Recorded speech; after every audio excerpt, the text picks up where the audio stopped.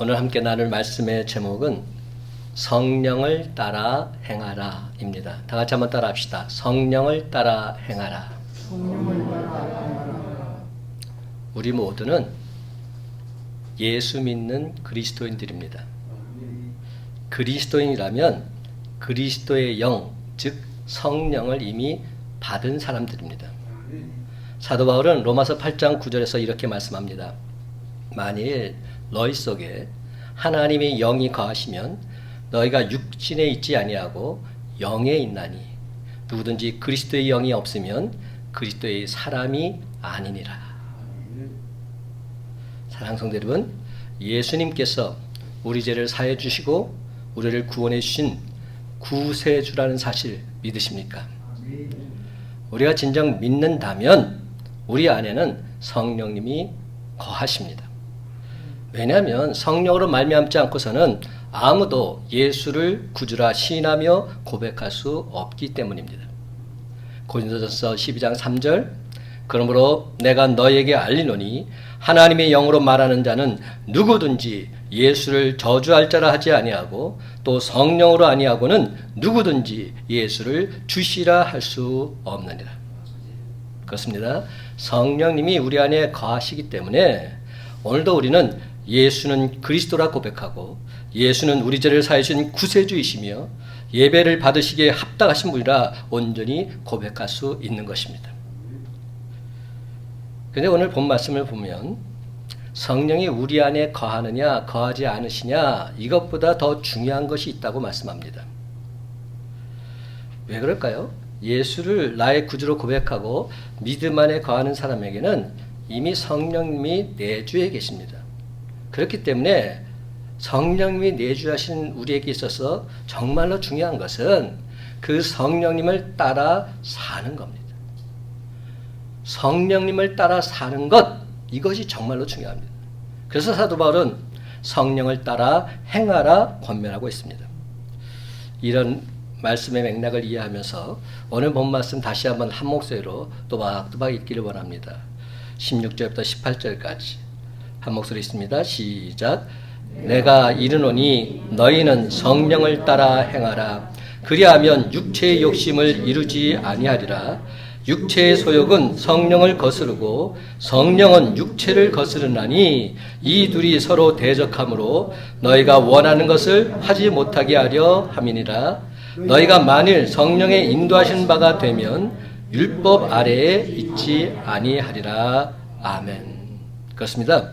예수 믿는 우리 모두는 성령을 따라 살아야 합니다. 근데 참으로 안타깝게도 많은 성도들이 성령을 따라 살기는커녕 내게서 성령이 소멸되었는지조차 알지 못한 채 무감각하게 그렇게 신앙생활하고 있습니다. 밑 빠진 독에 물 붓기란 속담 아시죠? 성령이 다 소멸되어져 버린 다음에 그 마음밭에는 성령의 생수가 아무리 쏟아 부어져도 채워질 수 없는 겁니다. 왜냐하면 이미 밑 빠진 독이 되었기 때문에. 그러면 아무 소용이 없어요. 아무리 부어도 계속 빠져나갈 수밖에 없습니다. 그렇습니다, 여러분. 성령이 이미 다 소멸되어져 버렸다면 아무리 성령 충만을 사모해도 충만하게 될 수는 없는 것입니다. 여러분, 그래서 성령 소멸은 어떤 의미로 받아들일 수 있느냐? 한마디로 성령님이 이제는 나를 위해서 아무것도 해주지 않는 상태가 되었다는 겁니다. 참으로 안타까운 상태죠.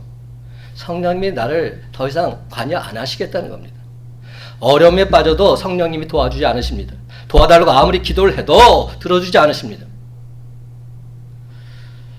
예수님의 제자들은 귀신 들린 아들을 고치지 못하고 실패해서 그만 그 아이의 아버지한테 엄청 망신을 당했지요.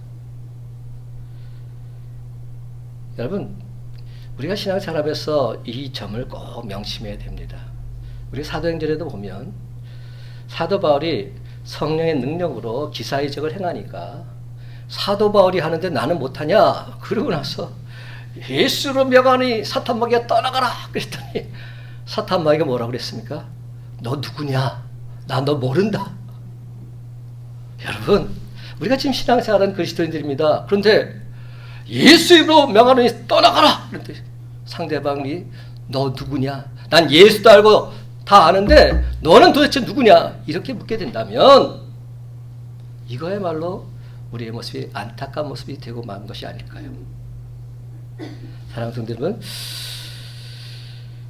간혹 저 집은 예수 믿어도 별 볼 일 없더라 그런 말을 들을 때가 있어요. 저 집은 예수 믿는다고 하는데 열심히 신앙생활 한다고 하는데 왜 저 집은 맨날 저 모양 저 꼴이야? 왜 저래? 이런 말을 여러분이 혹여 듣게 된다면 성령이 소멸되지는 않았는지 나 자신을 반드시 점검해 볼 필요가 있습니다. 그렇습니다, 여러분. 성령이 충만할 때는 안수하고 기도하면 능력이 있어서 병든 자도 고칠 수 있지만 성령이 소멸되면 안타깝게도 아무것도 되는 것이 없습니다. 여러분, 우리가 인생에서 가장 애용하는 것 중에 하나죠. 근데 여러분, 차 배터리 생각해 보셨어요? 저는 그런 경우가 참 많아요. 어떤 때는 문을 제대로 안 닫고 차를 내려왔는데 나중에 탈라가 보니까 이미 다 방전된 경우도 있고요.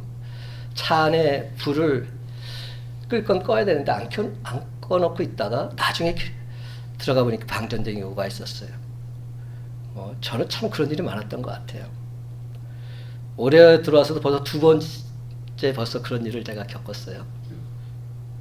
근데 여러분, 배터리가 충전이 되어 있으면 시동이 쉽게 걸려서 엔진을 돌아가게 합니다. 그런데 방전이 되어 있으면 아무리 시동을 걸어도 걸리지 않습니다. 배터리 겉을 봅시다. 충전이 되었는지 안 되어진지 확인할 길이 없어요. 그냥 멀쩡해 보이니까. 근데 언제 확인할 수 있습니까? 시동을 걸어보면. 시동을 걸어보면 이 차가 갈 수 있는지 갈 수 없는지 알 수 있는 것이죠. 마찬가지입니다. 내가 성령 충만한지 성령이 소멸됐는지 잘 모릅니다. 우리가 함께 예배를 드리고 있지만 저 사람은 성령 충만한지 저 사람은 성령 충만하지 못한지 겉으로 봐서는 우리가 판단할 수 없습니다. 그런데 여러분, 우리에게 힘들고 어려운 일이 발생했을 때 그때 하나님으로부터 도움이 필요할 때 하나님께 간구하게 되면 그때 분명히 알 수 있습니다. 그래서 하나님 마음에 합한 자 다윗은 항상 이 기도를 하나님께 올려드렸어요. 오늘 예배 시작할 때 제가 읽었던 시편 말씀, 시편 51편 10절과 11절 말씀. 하나님이여, 내 속에 정한 마음을 창조해 주옵시고 내 안에 정직한 영을 새롭게 해 주옵소서. 나를 주 앞에서 쫓아내지 마시고 주의 성령을 내게서 거두지 말아 주시옵소서. 이것이 하나님 마음에 합한 자 다윗의 신앙 고백이었습니다. 그렇습니다. 우리도 다윗처럼 성령 충만함을 지속하기 위해서 말씀과 기도에 전무해야 할 줄로 믿습니다. 그렇지 않으면 자신도 모르는 사이에 성령은 다 소멸되고 맙니다. 그래서 사도 바울은 이렇게 말합니다. 항상 기뻐하라. 쉬지 말고 기도하라. 범사에 감사하라. 성령이 소멸되지 않고 성령 충만한 삶을 지속하는 데 있어서 이보다 더 좋은 방법은 없습니다. 사랑하는 성도 여러분, 이 말씀대로 살아갈 때 성령은 결코 소멸되지 않습니다. 여기서 성령 소멸과 관계가 깊은 말, 기쁨, 기도, 감사입니다. 이 말씀 속에서 항상이라는 말과 쉬지 말고 범사란 말이 붙습니다. 이 말은 각기 다른 말 같지만 사실은 동일한 의미를 가진 말입니다. 기뻐하는 것을 항상 하라. 기도를 쉬지 말고 하라. 범사에 감사하라. 동일한 말씀입니다. 항상 기뻐하고 쉬지 말고 기도하라. 범사에 감사하라. 이것이 그리스도 예수 안에서 너희를 향하신 하나님의 뜻이다. 성경은 분명히 말씀합니다. 그러므로 우리가 성령을 따라 행하려면 첫 번째로 하나님의 뜻을 분별해야 합니다. 무엇이 하나님의 뜻인지 그리고 그 뜻을 분별해서 그 뜻대로 살아가야 합니다. 사람들 모두 자기 나름 기준을 가지고 살아갑니다. 각자 스타일이 있어요. 그래서 자기 기준대로 항상 살게 돼 있습니다. 삶에 있어서도 그 기준이 딱 정해져 있기 때문에 상대방과 내가 다르다 할지라도 상대방의 기준을 우리가 좀 받아들일 필요가 있습니다. 어떤 사람은 양심의 기준을 두고 살아갑니다. 그래서 양심에 거리끼는 일 절대로 하지 않습니다. 또 어떤 사람은 도덕이나 윤리의 기준을 두고 살아갑니다. 법의 기준을 두고 살아가는 사람도 있고요. 정의의 기준을 두고 살아가는 사람도 있습니다. 하지만 우리 그리스도인들은 이런 것에만 기준을 두고 살지 않습니다. 물론 우리 신앙인들에게도 기준이 필요합니다. 양심도 필요하고 도덕이나 법도 필요합니다. 정의도 필요합니다. 그러나 더욱 중요한 것은 우리 안에 성령님이 계시고 그 성령님이 우리 삶의 기준이 되어야 한다는 사실입니다. 양심을 따라 사는 사람들 우리는 뭐라고 부르죠? 양심적인 사람이다 부릅니다. 윤리나 도덕 거기에 기준을 두고 살아가는 사람들 도덕적인 사람이라 말합니다. 또한 정의의 기준을 두고 살아가는 사람들 정의로운 사람이라 부릅니다. 반면에 성령의 기준을 두고 성령을 따라 행하는 사람들 뭐라고 부를까요? 우리는 성령 충만한 사람이다 이렇게 부릅니다. 그렇습니다. 성령 충만한 사람들 바로 우리 그리스도인들이 되어야 할 줄로 믿습니다.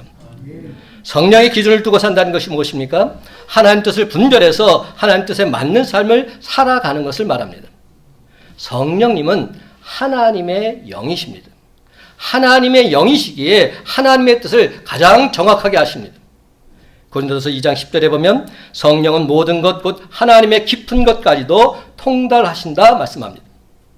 우리 안에 내주하신 성령을 따라 행하는 삶은 곧 성령의 도우심으로 하나님의 뜻을 밝히 깨달아서 그 뜻을 따라서 살아가는 것을 말합니다. 그런데 여러분, 만약 우리가 하나님의 뜻을 따라 살지 못하게 되면 우리 안에 계시는 성령님께서 탄식하실 것입니다. 반면에 우리가 하나님의 뜻을 분별해서 그 뜻대로 온전히 살게 되면 성령님께서 우리 안에서 영과 더불어 기뻐하실 것입니다. 사랑하는 성도들은 우리 안에 내주하신 성령님을 통해서 하나님의 선하시고 기뻐하시고 온전한 뜻이 무엇인지 분별함으로써 오로지 주님 뜻대로 살고자 애쓰고 힘쓰는 우리의 모습이 되기를 간절히 바랍니다. 그리할 때 늘 항상 기쁨이 넘쳐남으로 말미암아 모든 영광, 모든 찬송 하나님께 돌리며 살아가는 저와 여러분의 삶이 다 되시기를 예수님의 이름으로 간절히 축원합니다.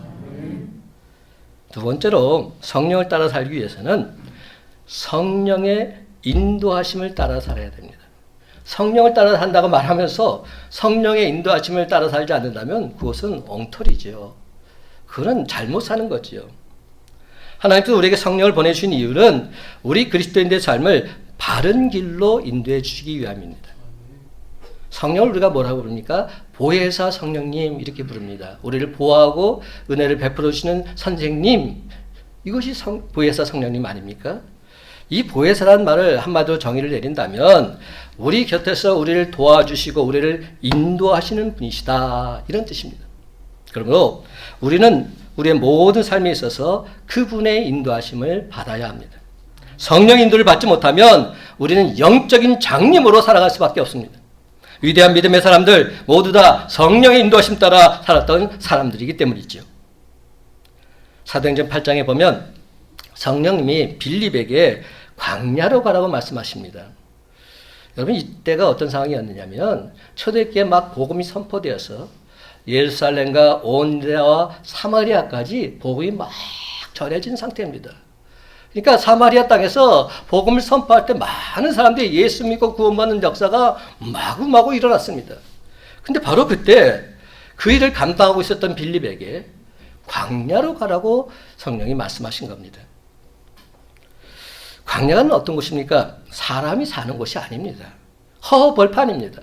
사람이 있다 손 치더라도 가끔 지나가는 나그네나 한둘 있을 뿐입니다. 근데 그런 곳으로 성령님이 가라고 하신 겁니다. 그 말씀을 듣게 되었을 때 빌립이 어떤 생각이 들었을까요? 하나님, 지금 여기 사람 많은 사마리아 이 땅에서도 복음을 전하기도 힘든데 아니 왜 광야로 가라고 하십니까? 이게 말이 됩니까? 지금 잘못 말씀하시는 건 아닙니까? 이러면서 안 갈 수도 있었습니다. 근데 빌립은 성령의 인도하심 따라 광야로 갑니다.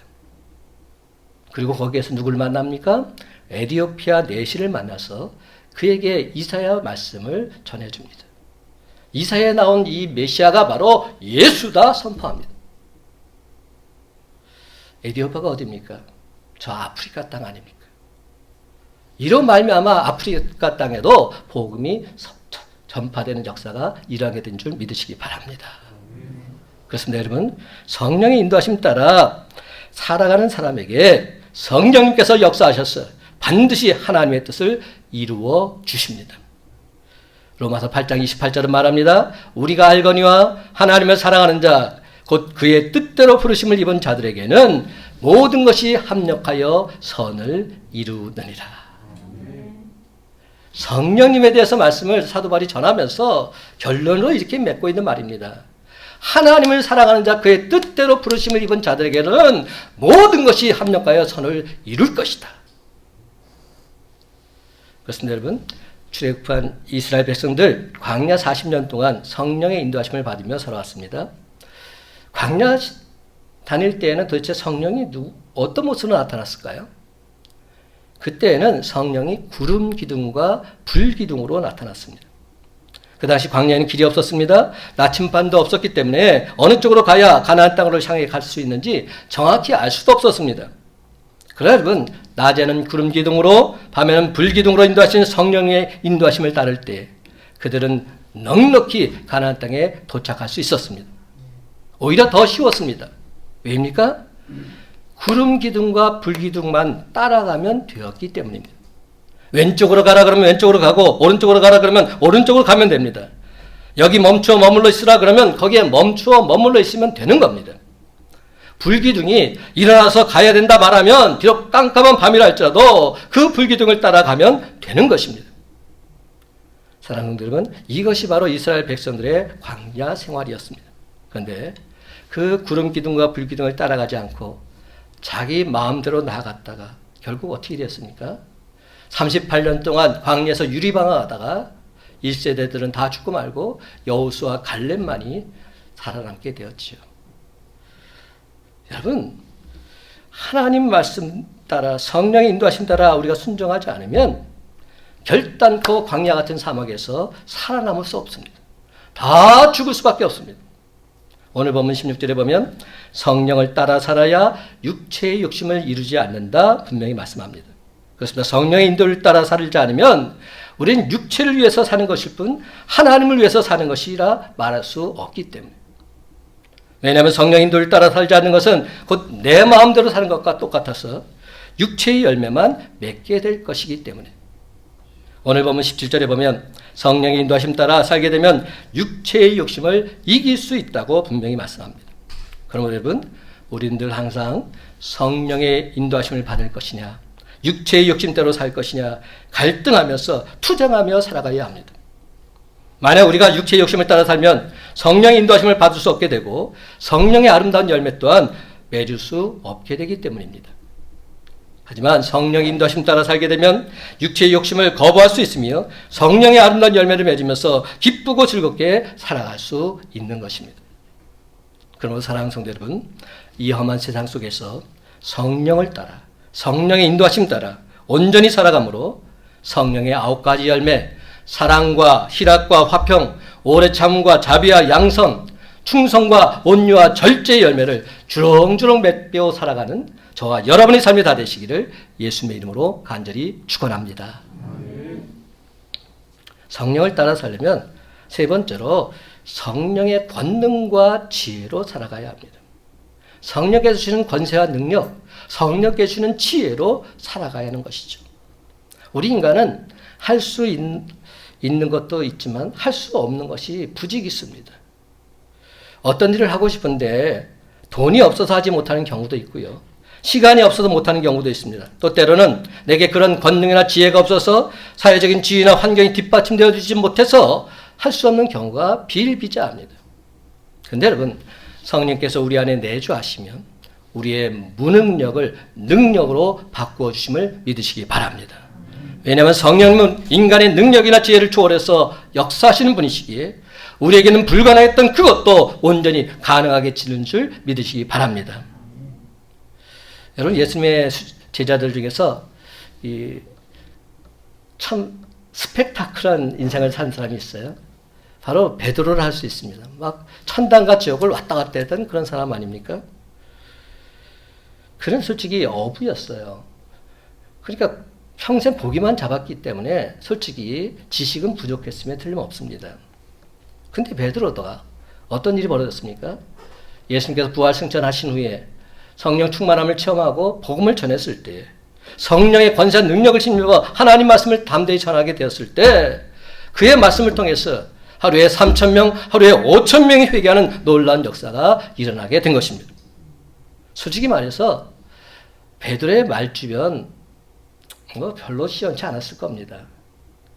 소리만 크게 질렀지 뭐 특별하게 메가리가 그 안에 알맹이 있는 메시지가 없을 수도 있습니다. 근데 중요한 것이 무엇입니까? 성령의 권세와 능력을 힘입었을 때 그것은 베드로가 말하는 것이 아니라 성령께서 말씀하시기에 권세와 능력이 나타날 수 있게 되었던 것이죠. 성령의 권세와 능력이 아니고선 결단코 할 수 없는 일입니다. 저는 오늘 이 시간에도 잠깐 기도하고 이 단에 섰습니다. 제가 매주일 말씀을 선포하는데 제가 하는 기도는 딱 하나입니다. 오늘 말씀을 준비했습니다. 이 말씀이 내 입에서 나오는 말이 되지 않게 하시고 성령의 권세한 능력으로 선포하는 주님의 말씀이 되게 해 주옵소서. 주님께서 말씀하시면 능치 못할 영들 나는 믿습니다. 주님 말씀해 주옵소서. 부족한 종의 입술을 통해서 말씀을 선포해 주시옵소서.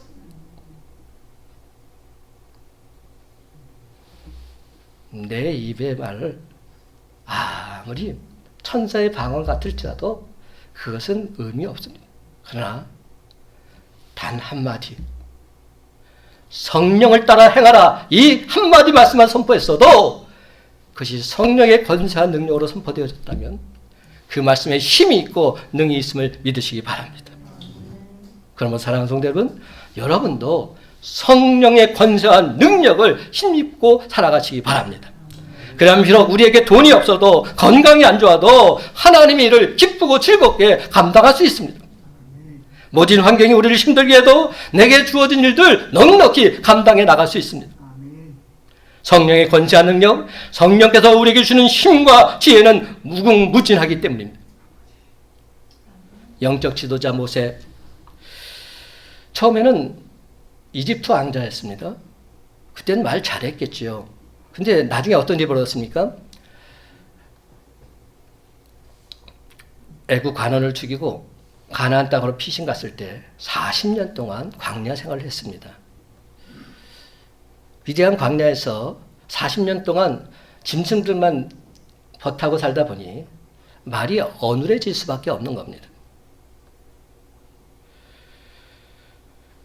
영적 지도자 모세로 주님께서 부르셨는데 주님 나는 말할 줄 못합니다. 이렇게 고백할 수밖에 없었지요.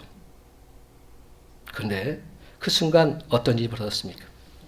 하나님의 영이 임하니까 하나님의 영인 성령이 임하니까 그를 통해서 놀라운 기사이적이 나타나게 된 줄 믿으시기 바랍니다. 하나님 부르심을 받을 때 모세는 세상적인 눈으로 볼 때는 이미 하나님의 일을 하기에는 너무나도 늙은 나이입니다. 힘은 다 빠져 있었습니다. 그러나 하나님께서는 겸손한 그를 들어서 사용하기를 원하셨습니다.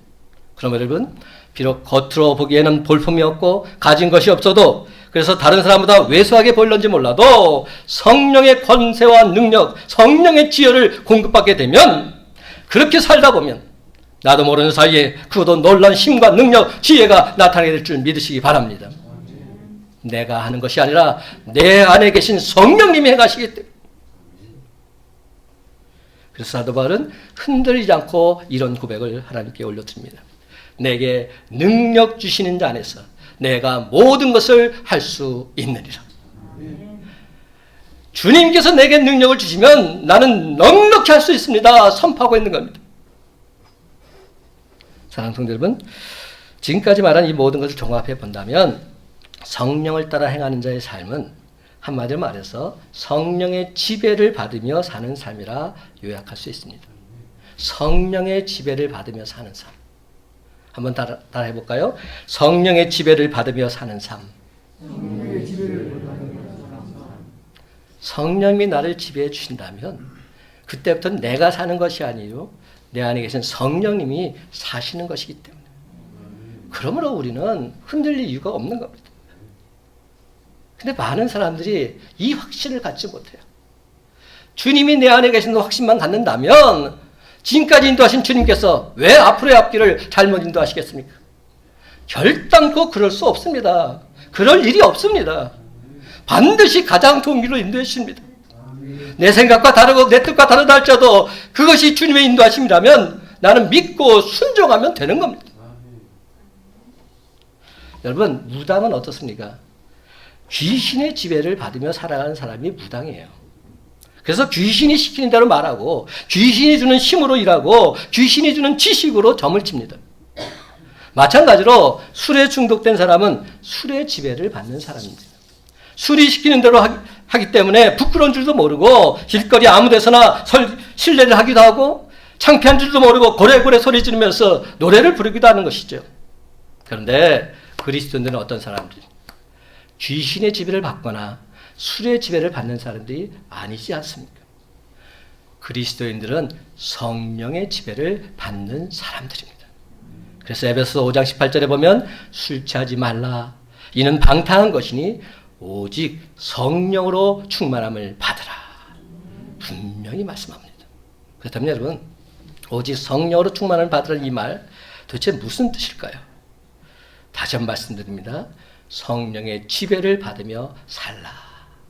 이런 말씀입니다. 성령이 이끌려서 성령의 지배를 받으며 살아가는 그런 삶이야말로 진정 성령 충만한 그리스도의 삶인 줄 믿으시기 바랍니다. 구약 에스겔서 47장에 보면 1절부터 12절까지 보면 물에 대한 이야기가 나와요. 근데 여러분, 왜 갑자기 물에 대한 이야기를 했을까? 이 물이 바로 성령을 뜻하고 있는 겁니다.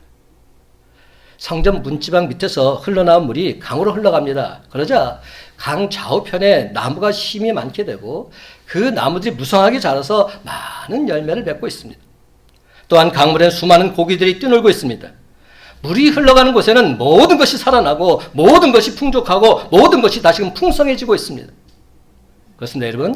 이처럼 성령의 생수가 흐르는 곳에는 풍성한 삶이 온전히 주어지게 된 줄 믿으시기 바랍니다.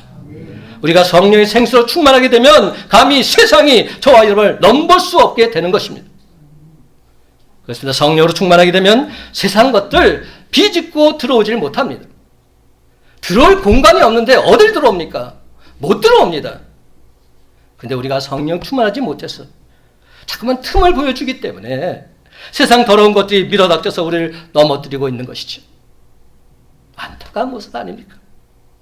그리고 우리는 죄악적인 요소를 제거하는 것도 물론 중요하겠지만 성령 충만을 유지하는 삶을 사는 것 더더욱 힘써야 할 줄로 믿습니다.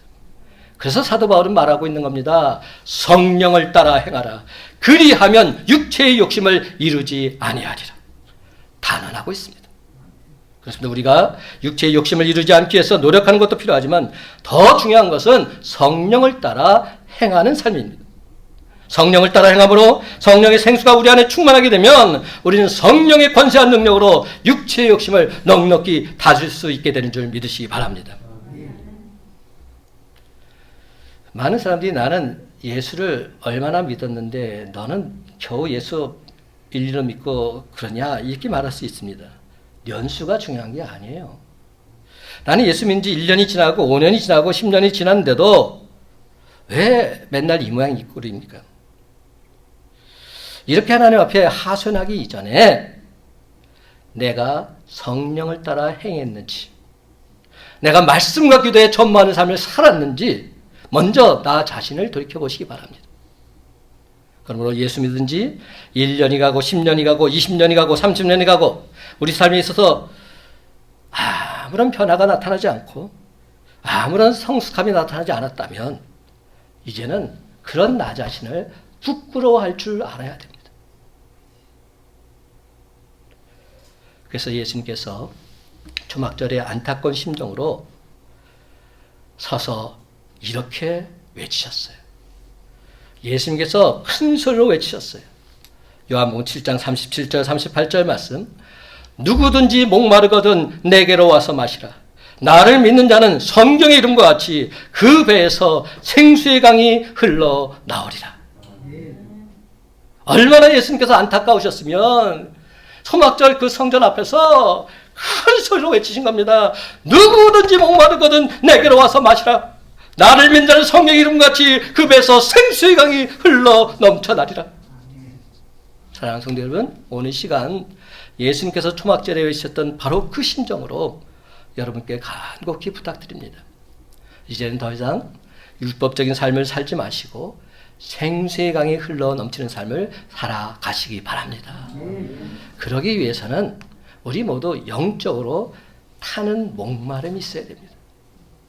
갈급한 마음, 사모하는 심정이 있어야 됩니다. 그래서 영적으로 의에 줄이고 목말라는 사람만이 생수의 강이 흘러넘쳐서 하나님의 은혜를 만끽하며 살아갈 수 있습니다. 여러분, 배부른 사람이 식당에 가는 거 보셨어요? 배부르면 암만 맛있는 거 있어도요 별로 먹고 싶지 않아요. 너나 많이 먹어. 그리고 양보합니다. 왜 양보할 거야? 자기는 지금 배가 부르기 때문에. 마찬가지로 배부른 사람 주님 앞에 나아가려 하질 않습니다. 목마른 사람이 나아갑니다. 배고픈 사람이 나아갑니다. 그렇습니다. 의에 줄이고 목이 말라서 주님께 나온 사람 하나님께서는 결단코 외면하지 않으시고 해갈시켜 주십니다. 배부르게 해주십니다. 예수님께서는 마태복음 5장 6절에서 의에 줄이고 목마른 자는 복이 있나니 그들이 배부를 것입니다. 분명히 말씀하셨습니다. 그러면 사랑하는 성도 여러분, 이제 제발 먹어도 배고프고 마셔도 목마르기만 한 세상 것에 더 이상 매달리지 마시고 의에 줄이고 목마른 사람이 다 되시기 바랍니다. 의에 줄이고 목이 마르니 성령의 기름 부소서. 의에 줄이고 목이 마르니 내 잔을 채워 주소서. 아멘입니다. 사랑하는 성도 여러분, 진정 의에 줄이고 목이 말라서 영원한 생명수를 갈망하며 살아가는 저와 여러분 모두에게 저 심령 깊숙한 곳에서부터 생수의 강이 흘러 넘쳐나게 되시기를 주님의 이름으로 간절히 축원합니다. 20세기 유명한 전도자 빌리그램 목사님의 전기에 나오는 일화가 있습니다. 빌리그램 목사님께서 한 교회 집회를 인도하러 가셨는데 그 교회 목사님이 자기 교회에 되어진 상황을 지금 설명하는 겁니다. 그 교회에 주전뱅이 4명이 있었는데 이들이 항상 예배를 방해하고 힘들게 해서 어려움을 겪었다는 겁니다. 그래서 그들을 위해서 합심해서 기도도 하고 그들을 향해서 권면하기도 했는데 전혀 그들이 받아들이지를 않았다는 겁니다. 여전히 술에 쩔어서 그렇게 살았기에 안 되겠다 싶어서 전 교인들이 투표를 해서 이 4명을 추방하기로 결의를 했다. 이런 말을 전하는 겁니다. 이야기를 다 들은 빌리그램 목사님께서 이렇게 말씀하셨다고 합니다. 그렇다면 이 교회는 얼마나 많은 사람들이 성령의 술에 취해 있는지 거기에 대해서는 투표한 적이 한 번이라도 있으십니까? 지금 많은 사람들이 지금 주님 성전에 와서 예배드리고 있는데 이 중에 얼마나 많은 사람들이 성령 충만한지 투표해 보셨습니까? 세상 술에 취해 있는 것도 문제지만 교회의 더 큰 문제는 성령의 술에 취하지 않았다는 것, 이게 더 큰 문제입니다. 사랑하는 성도 여러분, 저와 여러분 과연 어떻습니까? 세상 술에 취해 살고 있으십니까? 성령의 술에 취해 살고 있으십니까? 가끔 길을 가다 보면 경치 좋은 곳에 예쁘게 지어놓은 그림 같은 집을 보신 적이 있을 겁니다. 이 일산 지역에도 아름다운 집이 참 많더라고요. 근데 그런 집을 딱 보게 되면 어떤 생각이 드냐면, 야, 저 집에는 한번 나도 들어가 보고 싶구나. 과연 저 집에 누가 살고 있지? 저 집에 살고 있는 사람은 행복할까? 뭐 이런 생각들이 듭니다. 사람이라면 아름답게 지은 집에 살고 싶은 욕망 누구에게나 다 있습니다. 하지만 집을 얼마나 아름답게 지어 놓았느냐 그것과 행복하게 사는 것과는 전혀 상관이 없습니다. 이 말은 그 집의 아름다움은 건물의 아름다움보다는 그 집에 사는 사람이 어떠하냐. 그 집에 사는 사람 때문에 아름답기도 하고 유명해지기도 하는 것이죠. 그렇습니다. 그 집에 누가 사느냐 이것이 참으로 중요합니다. 제 아무리 예쁘게 아름답게 집을 지어놓은 새 집이라 할지라도 그 집에 강도가 살면 누구의 집이죠? 강도의 집입니다. 그 집에 도둑놈이 살면 도둑놈의 집입니다. 하지만 아무리 초라한 집이라 할지라도 그 집에 세상 사람들이 다 우러러 존경하는 성인 군자가 살고 있다면 그 집은 성인 군자의 집이 되는 것이죠. 이는 예수 믿는 우리도 마찬가지 아닐까요? 우리가 겉으로 보기에는 나이가 들어서 볼품이 없고 돈이 없어서 아름답게 치장하지 못한다 할지라도 우리 안에 성령님이 계시면 우리 모두는 다 성령님이 거하시는 성령님의 집이 되는 줄 믿으시기 바랍니다. 그래서 사도 바울은 말합니다. 고린도서 3장 16절 너희는 너희가 하나님의 성전인 것과 하나님의 성령이 너희 안에 계시는 것을 알지 못하느냐. 분명히 말하고 있습니다. 예수 믿는 하나님의 자녀들이라면 우리가 이미 하나님의 성전이라는 겁니다. 하나님의 성령이 우리 안에 거하고 계신다는 겁니다. 그렇습니다. 우리가 잘생기고 잘 꾸며서 하나님의 성전이 되는 것이 아니라 나 자신은 비록 볼품없다 할지라도 내 안에 내주시는 성령님을 따라 행하기만 하면 우리 모두는 하나님의 영이 거하시는 하나님의 성전이 되는 줄 믿으시기 바랍니다. 이제 말씀을 맺습니다. 사랑하는 성도 여러분, 이제후로는 성령을 따라 온전히 행함으로 성령이 주시는 권세한 능력으로 사탄 마귀 세력을 넉넉히 물리치고 마침내 승리의 쾌가를 부르는 저와 여러분의 삶이 다 되시기를 예수님의 이름으로 간절히 축원합니다.